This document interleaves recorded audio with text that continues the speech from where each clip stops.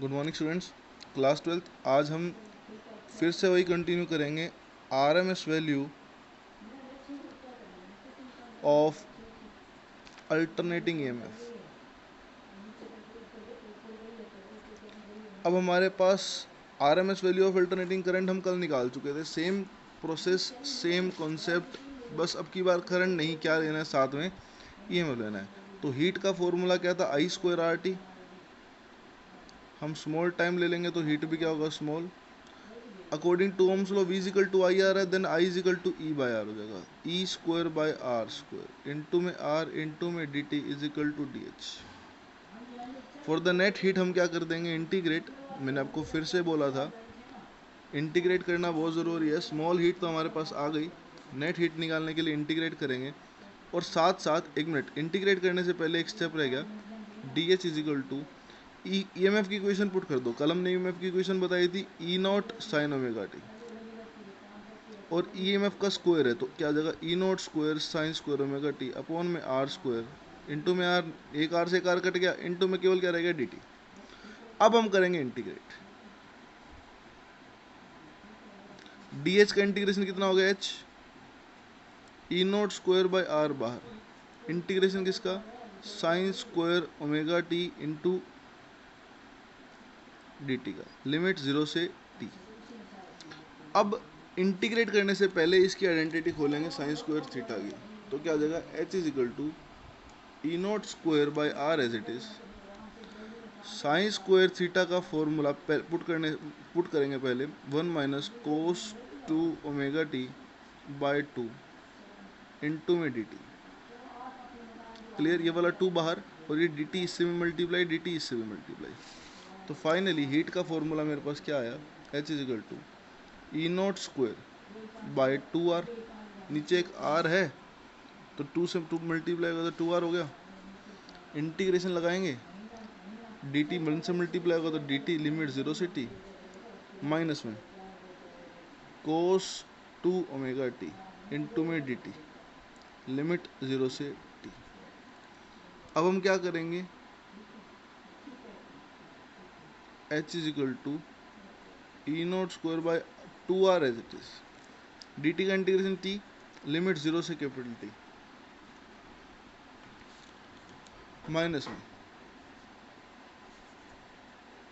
Cos theta का integration होता है साइन थीटा, तो क्या जगह साइन 2 ओमेगा टी बाय में 2 ओमेगा लिमिट 0 से टी। क्लियर। अब हम क्या करेंगे, upper limit minus lower limit, तो क्या आ जाएगा, H is equal to E not square by 2 R as it is, T minus 0, क्या बच गया, टी बच गया माइनस 1 बाय 2 ओमेगा बार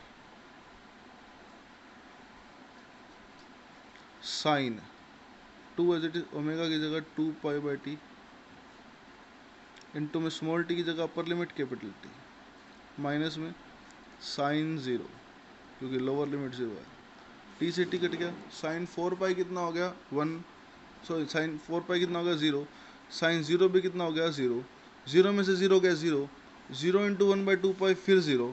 तो फाइनली हीट का फॉर्मूला क्या बच गया, E not square by 2 R as it is T minus 0। तो क्या बच गया हीट का formula, E not square by 2 R into T.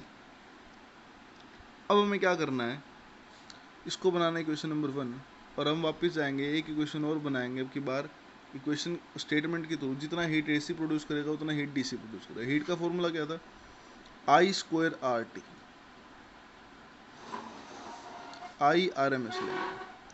अब लगा देंगे यहाँ पर ओम्स लो, आई का फॉर्मूला ई बाय आर, तो क्या देगा, E square by R square, एक आर से एक आर कट के केवल आर रह गया नीचे, तो ये ई आर एम एस का स्क्वायर। टाइम को टी ही लिया क्योंकि सेम टाइम में इसको कंप्लीट करना है। इसको बना दिए equation number 2, left side same है, राइट साइड इक्वेट कर दीजिए। ई आर एम एस का स्क्वायर टी बाय आर किसके को होगा, E not square T by 2 R. तो देखते हैं एक बार दोबारा से,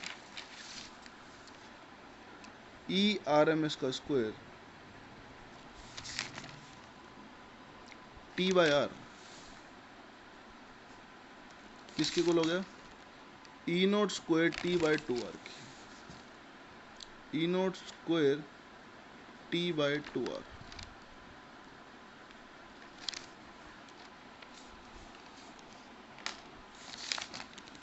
यहाँ पर भी आ रही है ई एम आर एम इसका टी बाई टू नहीं टी बाई आर से आर कट गया, इस टी से इस टी को काट दो, स्क्वायर इधर जाकर रूट हो जाएगा।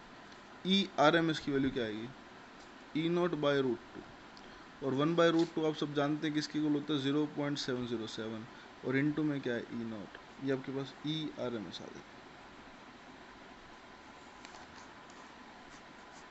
Root mean square value of alternating EMF कितना 0.707 ई नॉट। दैट्स इट बेटा, कोई डाउट हो तो आप मुझे पूछ सकते हैं।